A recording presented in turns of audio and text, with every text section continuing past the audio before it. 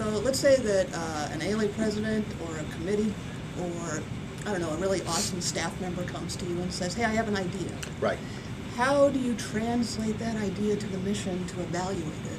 Okay, well that really occurs, and again, the 2015 plan I think provides a little bit more of a detailed structure, because what ALA also does then is to adopt a strategic plan.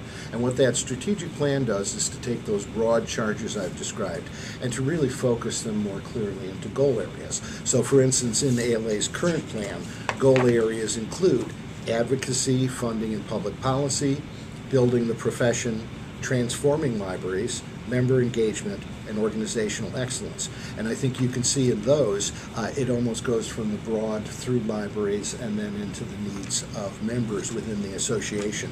Within each of our goal areas, there are objectives that really talk a little bit more specifically. When you say we're going to advocate for libraries, what do we really mean? And what this plan says is we're working on public awareness about the importance of libraries and librarians. We're doing research and evaluation. We're working to advance legislation. So what it does is it brings that very broad mission down into more specific objectives. Within the objectives then, of course, you're going to have activities. So the question is, if we're going to do public relations, does that mean we're going to use television or we're going to use social media or whatever? So that's where a lot of the ideas fall into place. I would have to say that most of the good ideas that people have can find a home within our strategic plan, which is and the mission of the association.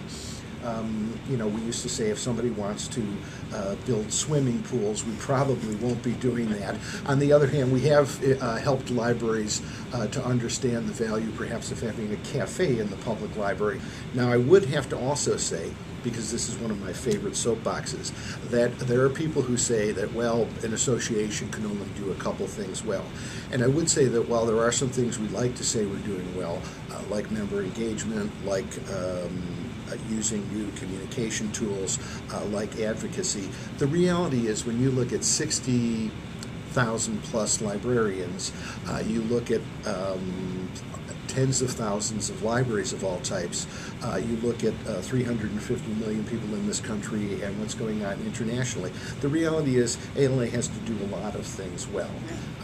So we can't just say, well, this year we're only going to concentrate on this one thing, because we have so many needs that are represented by our users. So we do cover a lot of waterfront, and there's a lot of innovation going on in so many areas. It's one of the exciting things about being part of ALA.